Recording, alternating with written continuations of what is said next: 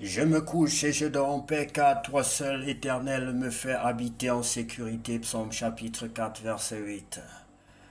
Je me couche et je dors en paix, car toi seul, Éternel, me fais habiter en sécurité. Psaume chapitre 4, verset 8. Psaume chapitre 4, verset 8. Bonsoir, bien-aimés.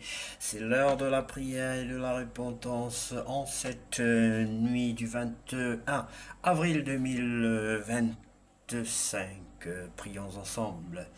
Seigneur, en cette fin de journée, nous venons nous abandonner à toi avec foi, paix et gratitude, Père Céleste. Merci pour ta fidélité durant cette journée. Merci pour les forces reçues, pour la sagesse accordée et pour la paix que tu as semée en nous alors que nous entrons dans le repos de la nuit.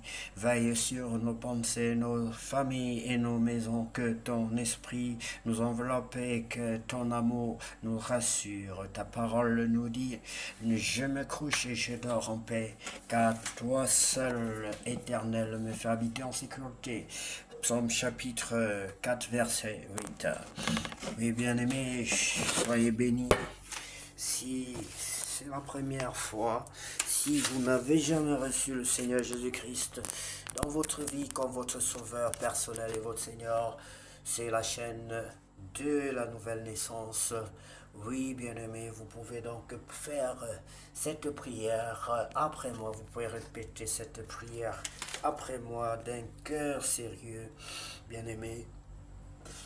Et vous verrez que le Seigneur Jésus-Christ vous fera naître de nouveau et vous accompagnera désormais, fera de vous son enfant.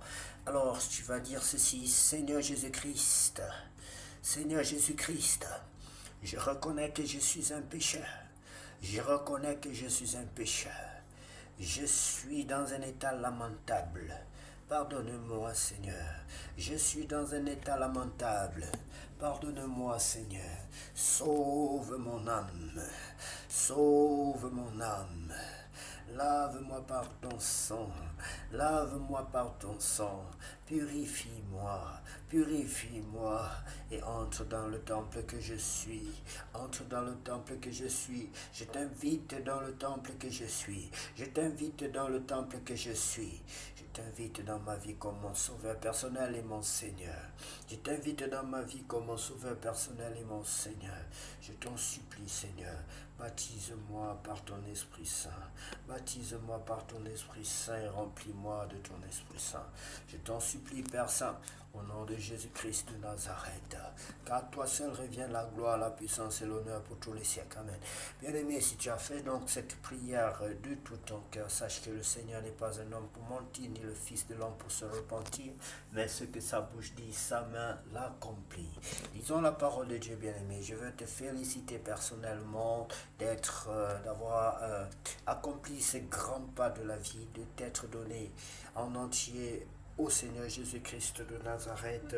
Pour grandir dans la foi, tu dois lire la parole de Dieu, tu dois pratiquer la communion fraternelle, tu dois commencer à pratiquer la parole de Dieu que tu lis, bien-aimé, craindre Dieu, marcher sur les pas de Christ, qui sont les pas de l'amour, les pas de la bienveillance, de la foi, les pas de la crainte de l'Éternel, la bonté, les pas de la plénitude du Saint-Esprit de Dieu, les pas de la foi. Exerce ta foi, bien-aimé, car sans la foi, nul ne peut plaire à Dieu. Alors, bien-aimés, nous allons donc commencer par ce livre aujourd'hui. Nous allons lire ce livre d'Exode, chapitre 5. Oui, lisons ce livre. Opposition de Pharaon.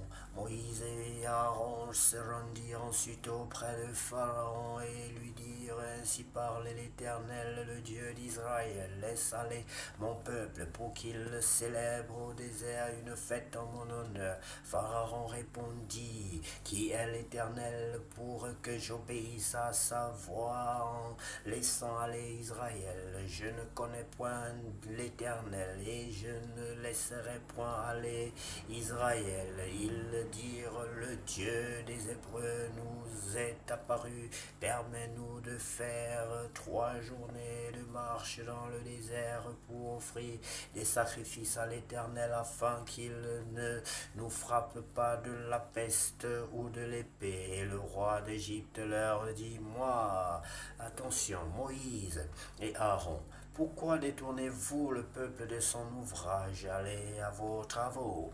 Pharaon dit, voici ce peuple est maintenant nombreux dans le pays, et vous lui feriez interrompre ses travaux. Et ce jour même Pharaon donna cet ordre aux inspecteurs du peuple et aux commissaires, vous ne donnerez plus comme auparavant de la paille au peuple pour faire des briques qu'ils aillent eux-mêmes ramasser de la paille. Vous leur imposerez néanmoins la quantité de briques qu'ils faisaient auparavant. Vous n'en retrancherez rien, car ce sont des paresseux. Voilà pourquoi ils crient en disant, allons offrir des sacrifices à notre Dieu, que l'on charge de travail ces gens qu'ils s'en occupent, ils ne perdront plus garde à ils ne prendront plus garde à des paroles de mensonge. Les inspecteurs du peuple et les commissaires vinrent dire au peuple, ainsi parle Pharaon, je ne vous donne plus de paille. Allez vous-même vous procurer de la paille où vous en trouverez, car l'on ne retranche rien de votre travail. Le peuple se répandit dans tout le pays pour ramasser du chaume au lieu de paille. Les inspecteurs les pressaient en disant, achevez votre tâche jour par jour comme quand il y avait de la paille. On bâtit même les commissaires des enfants d'Israël établis sur eux par les inspecteurs de Pharaon. Pourquoi, disait-on, n'avez-vous pas achevé hier et aujourd'hui comme auparavant la quantité de briques qui vous avait été fixée? Les commissaires des enfants d'Israël allèrent se plaindre à Pharaon et lui dire, pourquoi traites-tu ainsi tes serviteurs? On ne donne point la paille à tes serviteurs et l'on nous dit, faites des briques, et voici les serviteurs sont battus comme si ton peuple était coupable. Pharaon répondit, vous êtes les paresseux, voilà pourquoi vous dites, allons offrir des sacrifices à l'Éternel. Maintenant, allez travailler, on ne vous donnera point de paille et vous livrerez la même quantité de briques. Les commissaires des enfants d'Israël virent qu'on les rendait malheureux en disant, vous ne retrancherez rien de vos briques chaque jour la tâche du jour. En sortant de chez Pharaon, ils rencontraient Moïse et Aaron qui les attendaient. Ils leur dirent que l'Éternel vous regarde et qu'il juge.